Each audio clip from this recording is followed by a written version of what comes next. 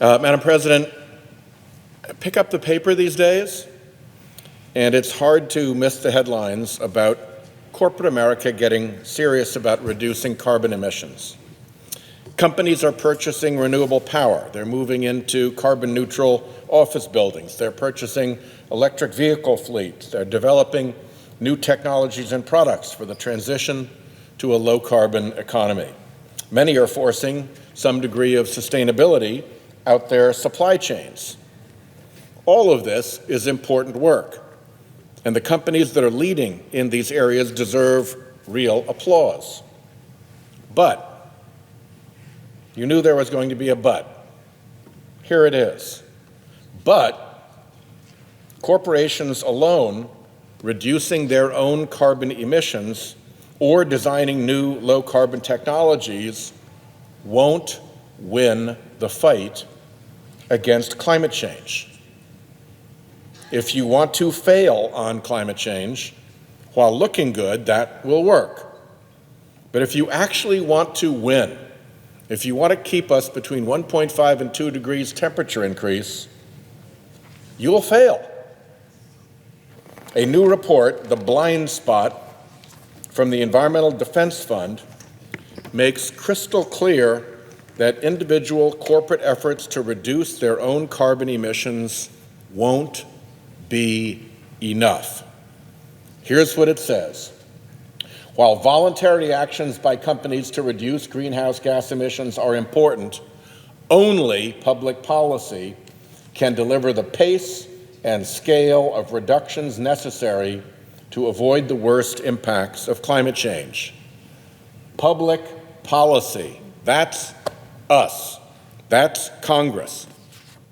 And EDF is not alone. Report after report has shown that we will fail without government action. But as engaged as so much of corporate America is in greening its own operations, they're almost totally absent from the halls of Congress when it comes to climate change. AWOL, no place.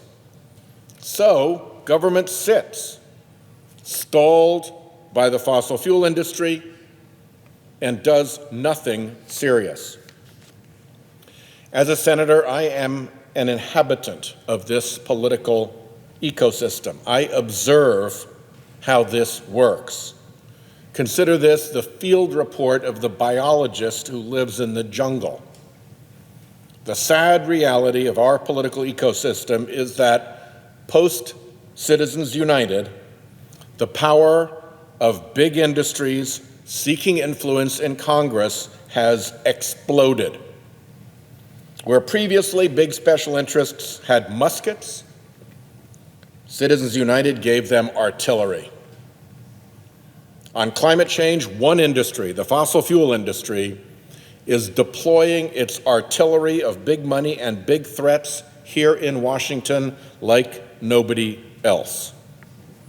No surprise, they're defending a $700 billion, yes, that's billion with a B, $700 billion per year fossil fuel subsidy just in the United States, according to the International Monetary Fund.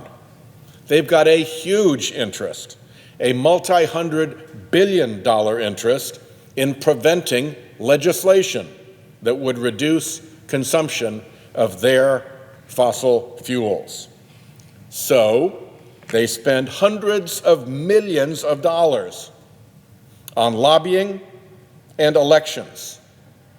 They fund dozens of phony front groups and trade associations to engage in all sorts of climate denial and obstruction.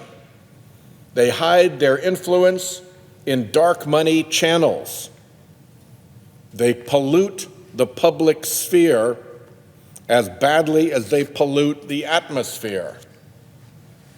In our political ecosystem, they are a big and dangerous predator. Ask former Congressman Bob Inglis. Ask former Senate candidate Katie McGinty. The fossil fuel industry is a multi-tentacled, well-camouflaged, and deadly political beast. And then there's the rest of the business community: retail, food and beverage, financial services, tech, consumer goods, manufacturing. Most are taking steps to reduce their own emissions. But when it comes to doing something about climate change here in Congress, they just don't show up. And the result is entirely predictable.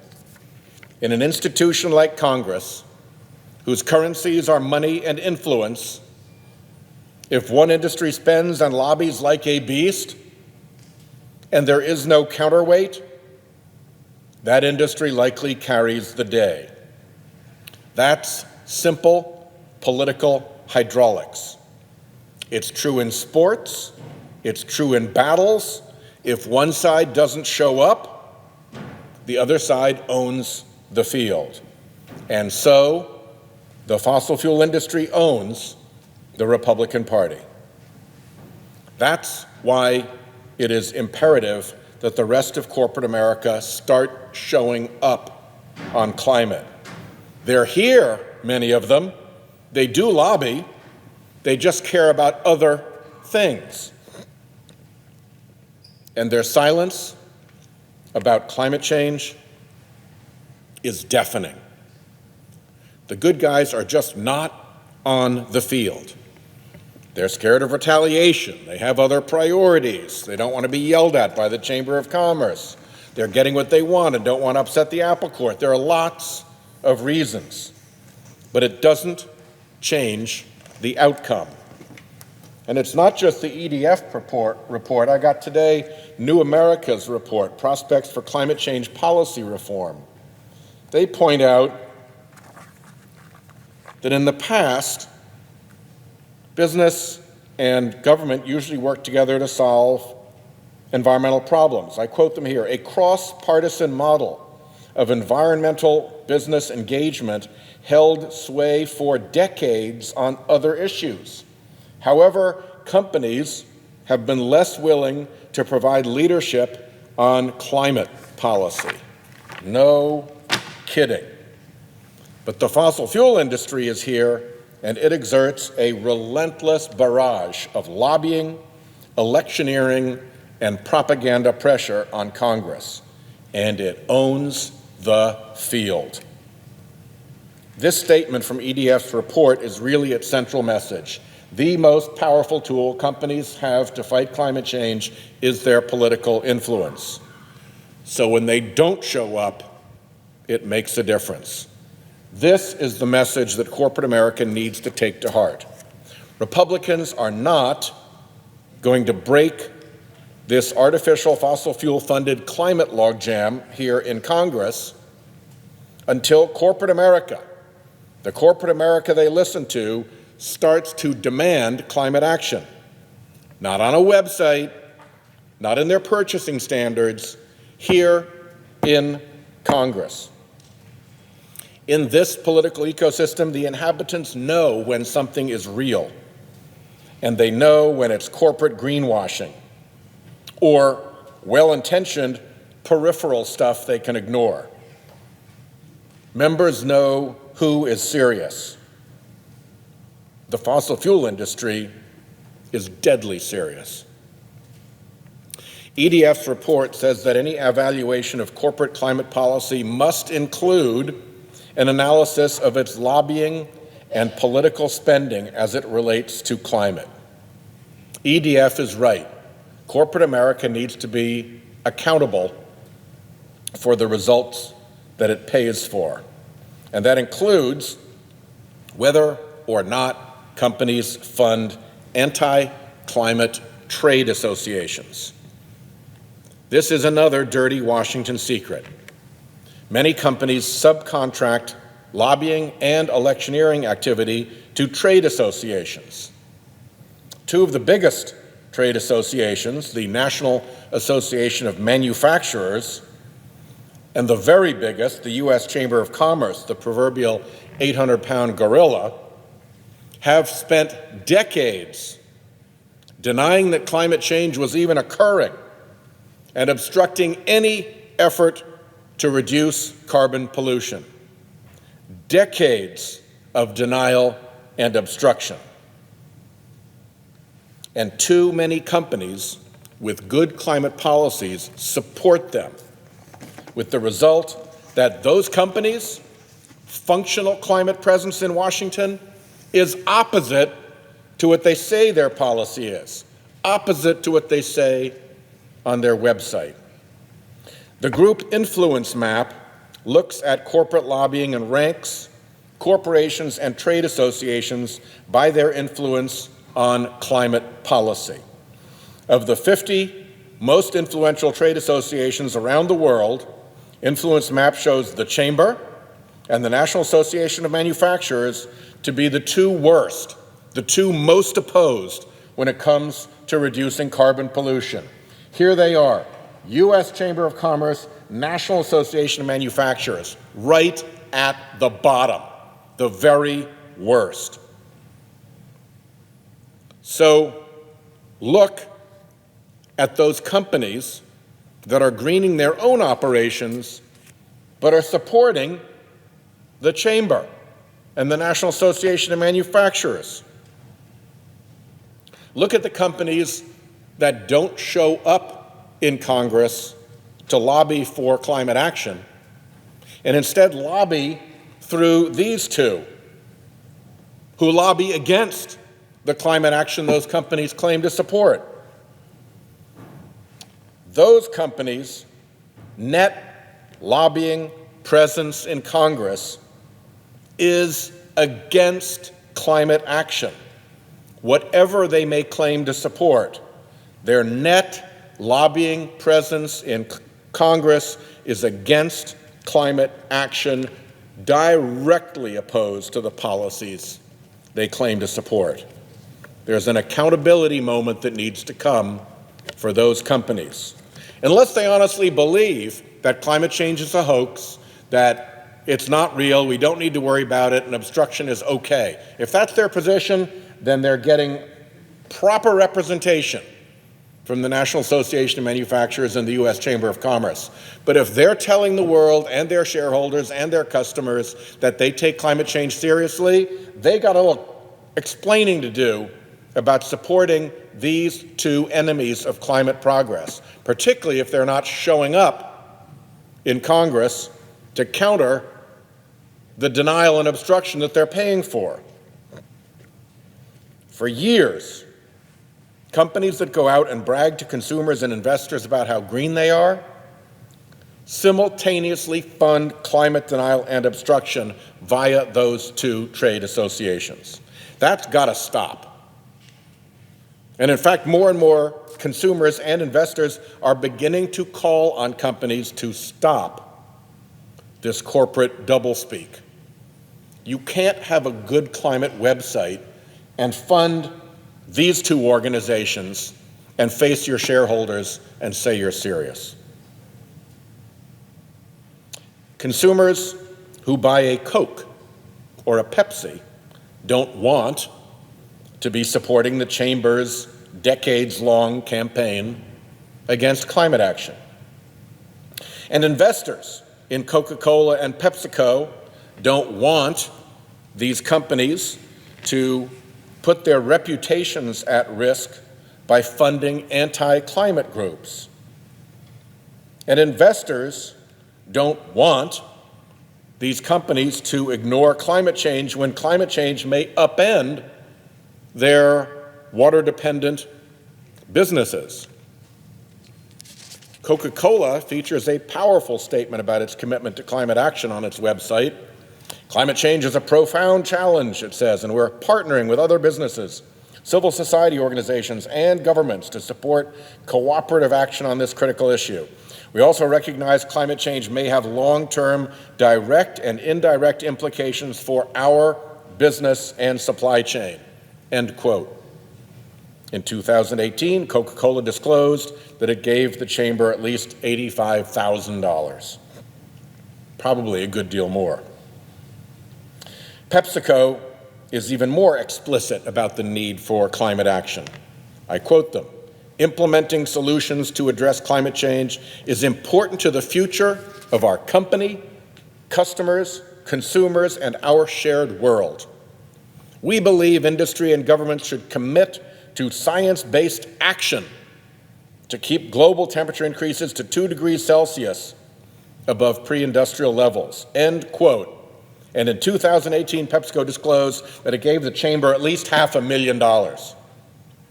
And Coke and Pepsi's own trade association, the American Beverage Association, also gives money to the chamber. So here are these two climate-supporting companies, consumer-facing, climate-supporting companies, and both of them contribute directly to the Chamber of Commerce, and they run money through their own trade association, the American Beverage Association, into the Chamber of Commerce, and there it lies as the worst of the pair of lobbying organizations blocking climate action. What's the net effect of all of that? The net effect is that for all their good work, reducing their own carbon emissions and reducing their supply chain's carbon emissions, here in Congress, Coke and Pepsi are net opposed to climate action. Thankfully, some companies are beginning to realize that they can't just sit on the sidelines here in Washington and let the fossil fuel industry own Congress. Little Patagonia, the outdoor clothing manufacturer, has led the way. Bravo, Patagonia. Danone, Mars, Nestle, and Unilever have announced a sustainable food policy alliance to pursue a price on carbon in Congress. Separately, Microsoft recently announced that it was going to lobby Congress for a price on carbon. But the fact that those companies are the exceptions I can name shows how bad the presence of corporate America is on this issue here in Congress. I'll give Microsoft some extra credit. Microsoft also stood up in Washington State to support a ballot initiative to put a price on carbon emissions. Starbucks, Amazon, Costco, and Boeing, big supposedly green corporations in Washington State, stood by and let themselves get rolled by big oil, led by BP, Beyond Petroleum.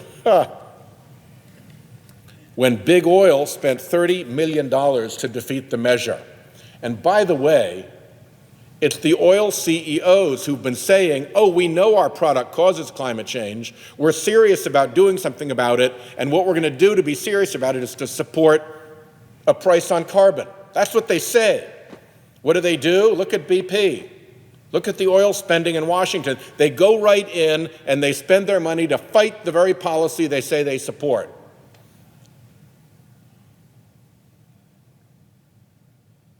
I know of no path to success on climate that does not include pricing carbon. It's also the right thing to do because failing to price carbon is bad economics. It is a market failure. So if you're a true free market person, you ought to get behind a price on carbon. If you're just a fossil fuel person, then okay, but admit it. There really is no path to success on climate change that does not include pricing carbon. That may be an unpleasant fact for some, but it's a fact. Staying between 1.5 and 2 degrees centigrade world temperature increase is another fact. We can't miss that target. But we will miss that target if this corporate doublespeak doesn't change. Work like this new report from EDF and influence maps analysis of how these trade associations, like the U.S. Chamber of Commerce and the National Association of Manufacturers, obstruct climate action, may help convince corporate America that it's time to step up, get on the field, and demand that Congress take real action to limit carbon pollution.